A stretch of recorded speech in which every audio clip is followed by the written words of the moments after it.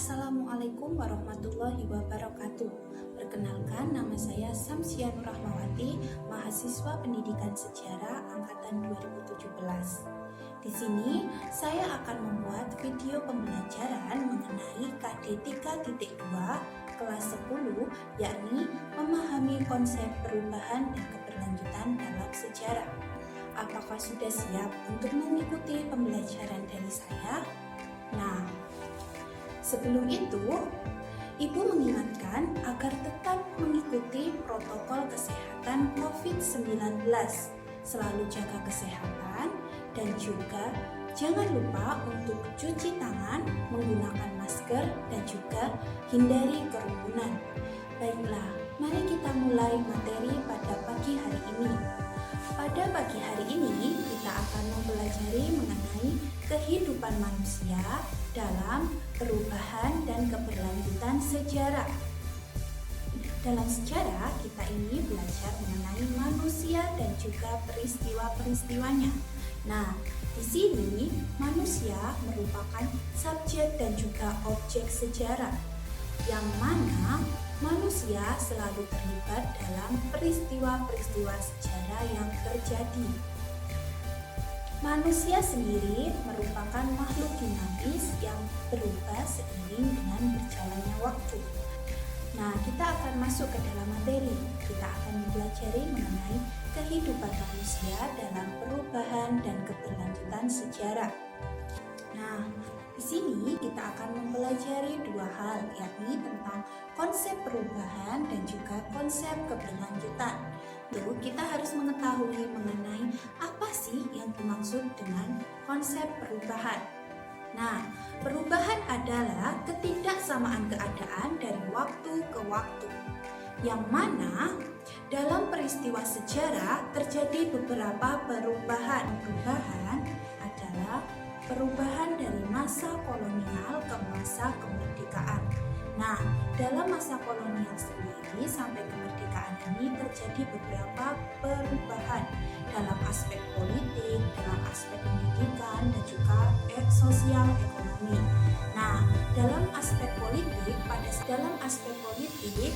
masa pemerintahan kolonial ini dipimpin oleh pemerintahan kolonial Belanda, yang mana seluruh kebijakan politiknya juga didasarkan atas kebijakan dari pemerintah Belanda. Kemudian ketika beralih kepada masa kemerdekaan, ini dalam bidang politik pemerintahannya sudah dipegang oleh bangsa Indonesia sendiri. Selanjutnya adalah perubahan dari masa pra-aksara menuju masa aksara. Di sini perubahan yang bisa kita lihat dari zaman pra-aksara ke zaman aksara adalah ditemukannya tulisan yang ditandai ditemukannya 7 prasasti lupa. Yang pertama, kita akan belajar perubahan berdasarkan proses terjadinya. Nah, dalam konsep perubahan kita akan mempelajari mengenai revolusi, dan yang kedua adalah perubahan secara lambat yang kita sebut dengan evolusi. Yang pertama, kita akan mempelajari terlebih dahulu mengenai perubahan secara cepat atau revolusi. Perubahan secara cepat atau revolusi adalah perubahan yang terjadi dalam waktu singkat. Salah satu contoh perubahan secara cepat atau revolusi dalam peristiwa sejarah adalah pengeboman kota Nagasaki dan Hiroshima di Jepang yang terjadi pada tanggal 6 dan 9 Agustus 1945. Di sini dikatakan perubahan secara cepat dikarenakan pada awalnya kota Nagasaki dan Hiroshima ini baik-baik saja. Kemudian dilakukanlah pengeboman oleh sekutu yang membuat kota Nagasaki dan Hiroshima ini hancur berantakan. Selanjutnya adalah perubahan. Selanjutnya yang kedua, kita akan belajar mengenai perubahan secara lambat atau bisa disebut dengan evolusi. Nah, perubahan secara lambat ini adalah perubahan yang membutuhkan waktu lama. Salah satu contoh perubahan secara lambat atau atau evolusi dalam peristiwa sejarah adalah politik etis. Politik etis merupakan politik balas budi yang tercipta dari adanya pertentangan antara kaum liberal dan kaum konservatis. Di sini, politik etis itu terdiri dari 3 hal. Yang pertama yakni transmigrasi, yang kedua edukasi, dan yang ketiga adalah irigasi. Di sini, ketika politik etis lahir, menimbulkan jiwa nasionalisme dari masyarakat sehingga timbullah beberapa pergerakan-pergerakan nasional. Dalam politik etis hingga munculnya pergerakan sendiri ini membutuhkan waktu yang sangat lama. Selanjutnya, kita akan belajar mengenai perubahan berdasarkan arah atau sifat, yakni yang pertama, perubahan secara progres. Perubahan secara progres sendiri adalah perubahan yang menuju ke arah kebaikan.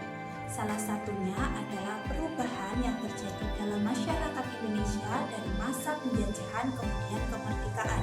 Kedua adalah perubahan secara regres, yakni perubahan yang menuju ke arah keburukan.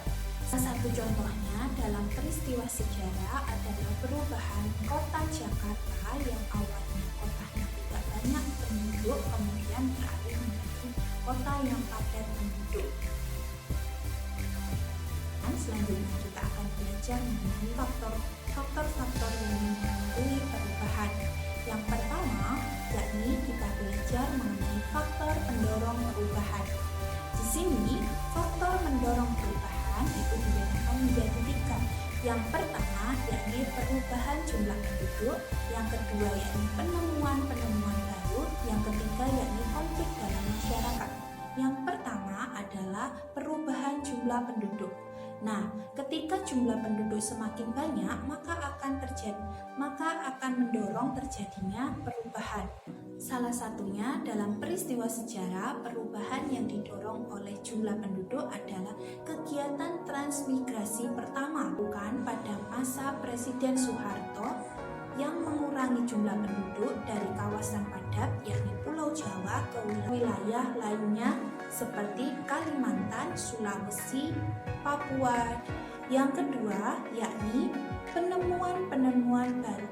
Di sini penemuan-penemuan baru mendorong terjadinya perubahan. Dalam peristiwa sejarah sendiri bisa dicontohkan dengan adanya penemuan kompas dan juga penemuan teknologi kapal berjangkit yang mendorong terjadinya penjajahan yang dilakukan oleh bangsa barat ke daerah timur.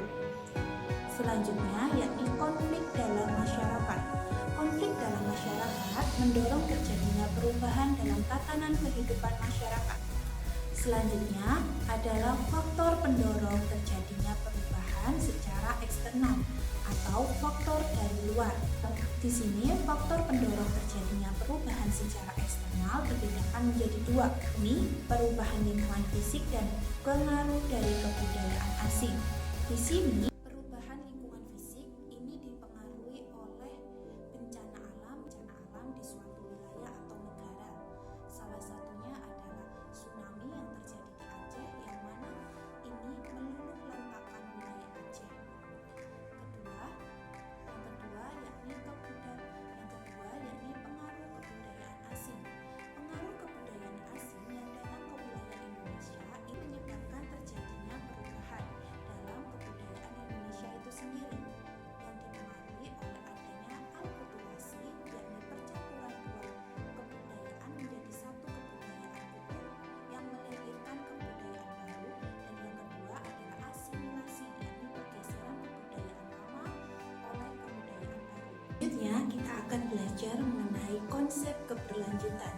Keberlanjutan adalah perwujudan dari suatu proses perkembangan aspek kehidupan masyarakat yang terus berlanjut meskipun situasi dan kondisi berubah. Di sini aspek keberlanjutan memiliki arti yakni sesuatu yang ada itu dilanjutkan kembali atau dikembangkan kembali dan masih dipakai sampai sekarang.